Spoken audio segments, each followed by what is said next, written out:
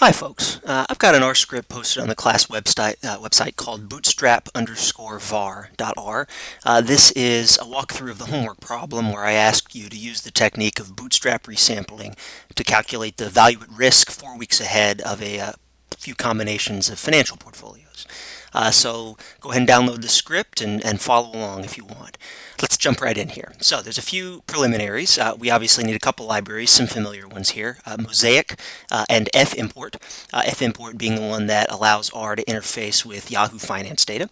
And then you'll also need this helper function that I've posted on my website called computereturns.r. This takes a time series of asset prices and turns it into a time series of daily returns or implied interest rates from each of those assets. We'll go ahead and source that. And now let's import last, say, 10 years of data on our assets here. So these are the ticker symbols for the assets, stocks, government bonds, corporate bonds, commodities, and real estate, kind of 5 major asset classes that you might think about investing in. And this line right here will, if you're connected to the internet, should just go grab from Yahoo Finance the last 10 years worth of data on all 5 of these ticker symbols. Now these are prices, and so now we need to call my helper function compute returns to turn those prices into interest rates. And if we do that and then look at the first several lines, what you'll see, 5 columns, one for each asset labeled with the ticker symbol %. Return. I suppose that should really be fraction return because it's on a 0 to 1 rather than a 0 to 100% scale. And then every row is a date. And so we can think about every single row of this matrix here as corresponding to a single draw from some very complicated 5-dimensional joint distribution over these asset returns. And we could use pairwise scatter plots if you wanted to do a little bit of visualization of that joint distribution. You can get a sense from here. Let's just take a specific example. Here's stocks in this column and bonds in this row. So this scatter plot right here shows the bivariate distribution of stocks and government bonds. And this is not going to be very well described by any kind of parametric probability model. You can see there's lots of outliers. It's kind of curved in a weird little shape here that's not well described by something like a bivariate normal. And so this is a really good example where we've got daily returns, things that aren't well described by a normal distribution or some other simple parametric model of using bootstrap resampling to model the financial returns. All right. So let's, and it's also interesting to look at these over time. So if I just look at stock returns over time, going back 10 years, you can see some very clear signatures of major world events. So here, this period of intense volatility, big swings up, big swings down, that's obviously the financial crisis, failure of Lehman Brothers, and that sort of thing going on in 2007, 2008.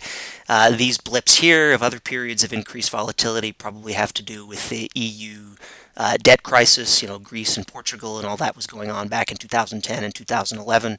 And so you can, see kind of an economic history of the last 10 years as reflected in the volatility of stock prices. So this is the kind of thing that we're trying to deal with using bootstrap resampling. All right, so let's start small here, kind of build from the inside out of our Monte Carlo simulation. So let's say I've got $10,000 of total wealth, and I'll start by doing this for the portfolio that devotes 20% of my wealth to each of these 5 asset classes. So I'll save that vector in something called weights. And now if we ask how much money does that mean in each of those assets, I'll put that in a vector called holdings. And if we ask, what is holdings now, it should just be 20% times my total wealth, 5 entries of $2,000.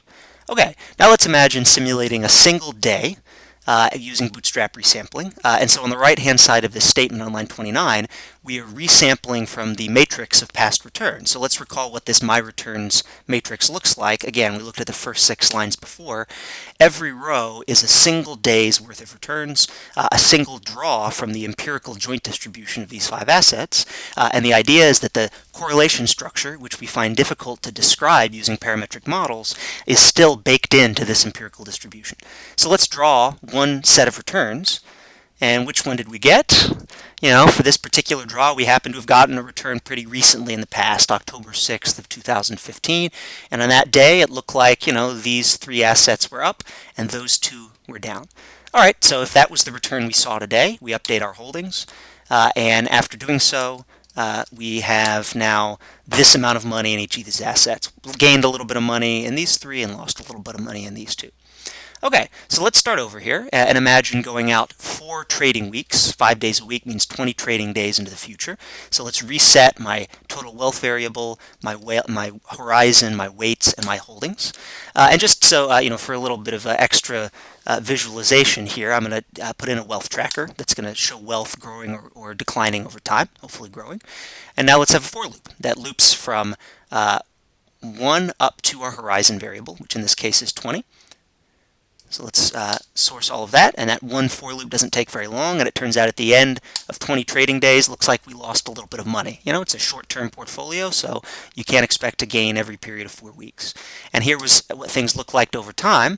It looked like it was kind of we're hovering around $10,000, and then one really bad day, which can happen sometimes, really hurt us.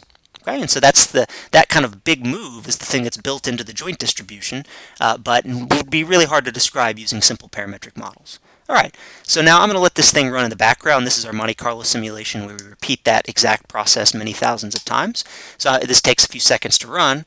I'm doing 1,000 Monte Carlo simulations here, and each time you can see through the for loop here, I'm just repeating precisely that block of code that we looked at before. The only thing to simplify here is that I'm not bothering to track wealth over time.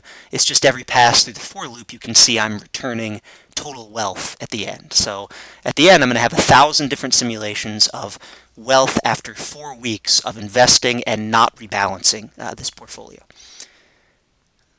And if you wanted to modify this to keep track of your wealth over time, that would be a fairly simple modification. Okay, so now we're done. We've got 1,000 different simulated values of future wealth. Let's visualize the result. So here's a histogram. And I've just put a very large number of breaks here. You can see the kind of bumpiness and granularity here. It looks like, at the end of 4 weeks, according to this, we could be anywhere between $9,000 and about $11,500. It looks like our value is, centered a little bit above $10,000, which is nice, which means on average we made a profit, but there's a tremendous amount of variability in the value of our assets. These are short-term holdings, and over the short term there can be some serious volatility. Okay, we could also calculate summary statistics. Looks like, our mean gain was about $45 in this case. We probably want to up this to, 10,000 or maybe even 100,000 and let the thing run over lunch, just because, 1,000 Monte Carlo samples probably isn't enough to pin these things down. But, this at least conveys the essence of the idea and the mechanics of how you put all these things together. Our standard deviation is, about 350. So if you're thinking about kind of the ratio of the mean return to the standard deviation, it's about 1 out of 7, $50 over about $350. We could also use this distribution of simulated future wealth to calculate an expected utility. So for example, if our utility function were the log of our terminal wealth, we just take the log of every simulated future wealth, and we take the mean of that, and that is a Monte Carlo approximation to the expected utility. So in this particular case, our expected utility looked to be about 9.21, and we could compare the expected utility of many, many different portfolios in this way. Go back and run this thing, changing our portfolio weights from something other than a 20% allocation, and do a lot of Monte Carlo simulations and say, hey, which one of these had the highest expected utility at the end? For this particular problem, we're doing something slightly different, which is calculating a value at risk, or VAR, V-A-R. So, the value at risk is defined at a specific level, let's say 5% here. So the 5% value at risk is defined as the 5% quantile of the profit or loss distribution of a portfolio for a specific horizon. So in this case, our horizon is 4 weeks, 20 days. And to calculate the 5% quantile of the profit-loss distribution, we need to turn our simulated future wealth into a profit-loss. So that's very simple. Our profit-loss is just our final wealth minus our initial wealth. So if we do a histogram of this profit variable that we've created, we can see sometimes we make money, a little bit less often we lose money, and on average we make about $50 worth of profit. Now, it's the 5% quantile of this distribution that forms the 5% value at risk, and so eyeballing it, it's probably somewhere out here around minus $500. Let's use the QData function from Mosaic to get an exact number. it turns out it's about minus $543. So, that's expressed in terms of profit. Minus $543 in terms of profit is a $543 loss. And so conventionally, value at risk is expressed as a positive number. And so we would say this, the 5% value at risk is estimated to be $543 here. And if you wanted to show that on the histogram, you could, it's the second element here. There's a p and a quantile for this vector here. So we want to take the second element, and we can put that as a thick red line on the histogram. We can also compare it to the mean. And here's a little histogram that now shows the expected return of the portfolio and the 5% value at risk of the portfolio after 4 weeks.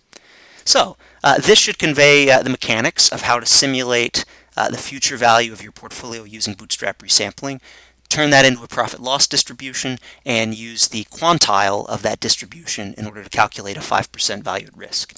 From here, it's a simple matter of going back and changing the different portfolio weights to reflect a 50-50 allocation or at 80-20 allocation or whatever allocation you're interested in studying. And doing this for many different allocations allows you to compare the different kinds of portfolios in terms of their risk-return properties. So you would get the mean, the standard deviation, if you wanted the expected utility, and for this problem, the 5% value at risk of all three of those different portfolios.